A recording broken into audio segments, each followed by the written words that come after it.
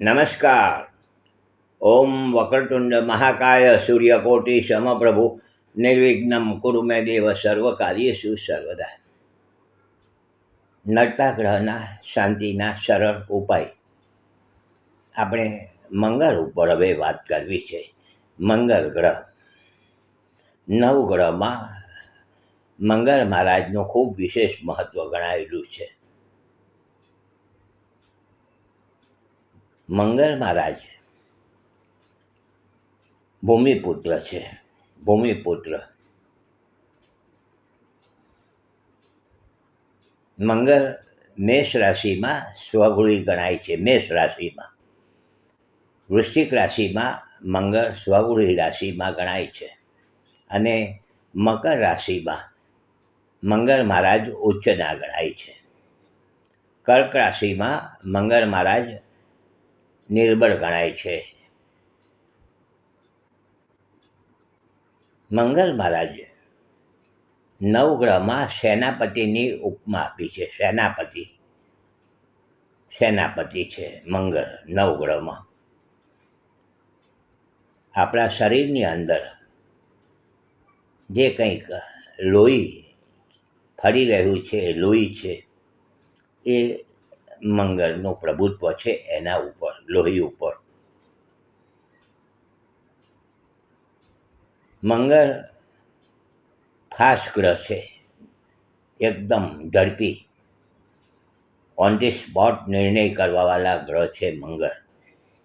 આ હું પ્રાથમિક ભૂમિકા મંગળ મહારાજની વાત કરું છું કે જેથી કરીને મંગળ મહારાજની જન્મકુંડલીમાં શું ભૂમિકા ગણાયેલી છે.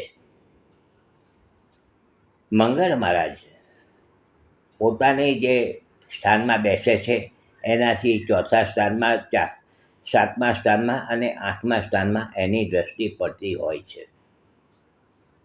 મંગળ મહારાજ એક રાશિમાં 1.5 મહિના જેવું લગભગ ચાલે છે, 45 દિવસ સુધી.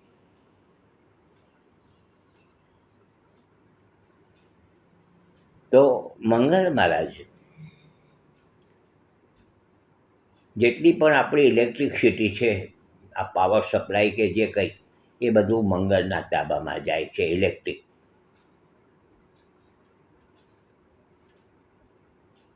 સ્ત્રીઓને જે ઋતુચક્ર માસિક જે આવતા હોય છે એ ચંદ્ર મંગળના કંજક્શનના હિસાબે આવું આવે છે. દર 28 દિવસે આ વસ્તુ બનતી હોય છે. આ બહુ સમજવા જેવી વાત છે.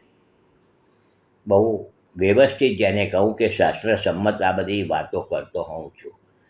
મંગળ ઉપર મેં ઘણા વર્ષો પહેલાં પુસ્તક પણ લખ્યું છે. મંગળ ઉપર, મંગળ દોષ નિવારણ, આવી રીતે પુસ્તક છે. ઘણા બધા પુસ્તકો લખ્યા છે. એમાં એક મંગળ ઉપર પણ મેં લખ્યું છે કે જેથી કરીને લોકોને એક જાતની ભ્રમણા ગણાયેલી છે કે મંગળ અશુભ છે, મંગળવાળી કુંડલી બની ગઈ એટલે આપણે તો હવે અટવાઈ જઈશું. સંતાનમાં જ્યારે મંગળની કુંડલી હોય છે, સંતાનો જ્યારે જન્મ થાય છે ત્યારે મંગળની કુંડલી બનતી હોય છે, ત્યારે માતા પિતાને ખૂબ ટેન્શનો થઈ જતા હોય છે. મંગળનો એક જાતનો હાવ છે, ડર છે, પણ એવું કશું નથી. મંગળ નામ જ મંગળ છે. મંગળ એટલે કે માંગલિક.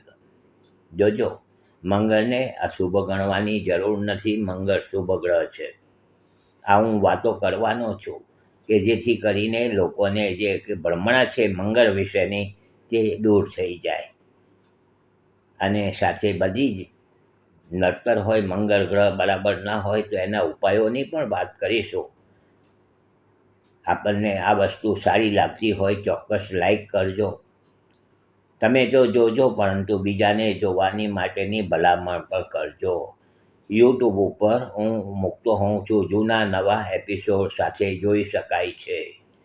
કાલે પાછા મળીશું. હસમુખલાલ ઝવેરીના સૌને નમસ્કાર. જય શ્રી કૃષ્ણ. ઓમ નમઃ શિવાય.